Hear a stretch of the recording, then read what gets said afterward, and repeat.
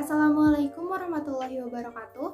Perkenalkan, nama saya Debbie Nurhandriani dari kelas Kimia A FMIPA Universitas Negeri Jakarta dengan nomor induk mahasiswa 13076211054. Di sini saya akan memaparkan materi terkait jaringan ikat padat.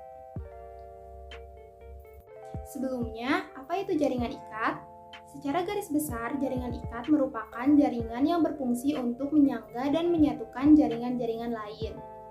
Jaringan ikat terdiri dari populasi sel-sel longgar yang tersebar di seluruh matrik ekstraseluler. Penyusun matrik relatif sama pada setiap jaringan ikat, tapi komposisinya berbeda-beda di setiap jaringan ikat. Matriks dapat terbagi menjadi sel-sel hidup yang tersebar dengan fungsi yang bervariasi. Di antara sel-sel tersebut terdapat dua tipe sel yang mendominasi, yaitu fibroblast dan makrofag. Fibroblast merupakan sel yang berfungsi untuk menyekresikan bahan-bahan protein dari serat-serat ekstraseluler, sedangkan makrofag merupakan sel-sel yang menjelajahi jaringan serat, menelan partikel asing maupun sisa-sisa sel mati melalui fagositosis. Lalu ada serabut atau serat. Serabut atau serat dapat dibagi menjadi tiga dengan fungsi yang berbeda-beda. Yang pertama adalah kolagen, berfungsi untuk memberikan kekuatan dan fleksibilitas. Serat berkolagen bersifat tidak elastik dan tidak mudah robek ketika ditarik. Lalu ada retikular, yaitu merupakan serat yang sangat tipis dan bercabang-cabang. Serat retikular membentuk anyaman rapat yang menggabungkan jaringan ikat ke jaringan-jaringan yang ada di sekitarnya. Lalu yang terakhir adalah serat elastik yang merupakan serat yang berbentuk benang panjang dan terbuat dari protein yang disebut protein elastin. Serat elastik bersifat mudah terentang dan bersifat liat, serta dapat kembali ke panjang semula. Misalkan, jika kita mencubit lipatan di kulit punggung tangan, serat-serat berkolagen dan serat retikular akan mencegah jaringan tersebut tertarik terlalu jauh dari tulang, sedangkan serat elastik akan mengembalikan kulit ke bentuk awal ketika kita melepaskan cubitannya. Selanjutnya, jenis-jenis jaringan ikat.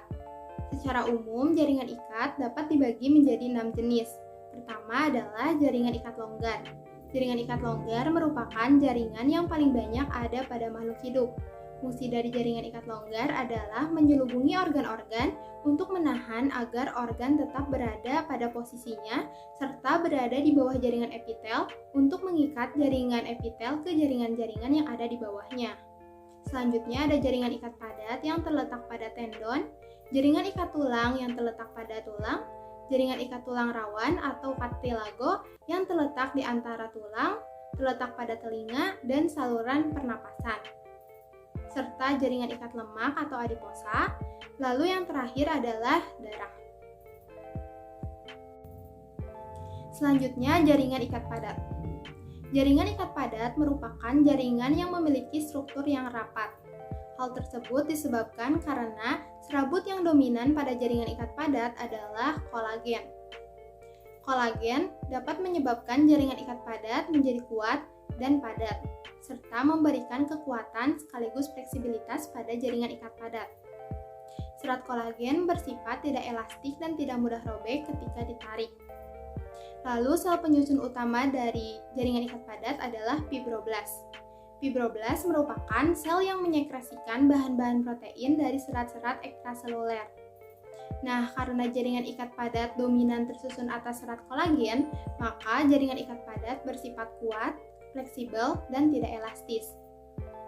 Sifatnya yang kuat dan fleksibel berguna untuk bergerak. Oleh karena itu, jaringan ikat padat terletak pada tendon, ligamen, dan fascia. Tendon berfungsi sebagai penghubung otot ke tulang, ligamen berfungsi untuk menghubungkan tulang ke tulang, dan fascia berfungsi sebagai pembungkus otot. Sedangkan sifatnya yang tidak elastis dapat menyebabkan terjadinya cedera pada ligamen dan tendon apabila melakukan olahraga yang berat, bergerak secara berlebihan, atau tertabrak. Karena hal tersebut dapat menyebabkan jaringan ikat padat rusak. Sekian pemaparan materi dari saya. Mohon maaf atas kekurangannya dan terima kasih atas perhatiannya. Wassalamualaikum warahmatullahi wabarakatuh.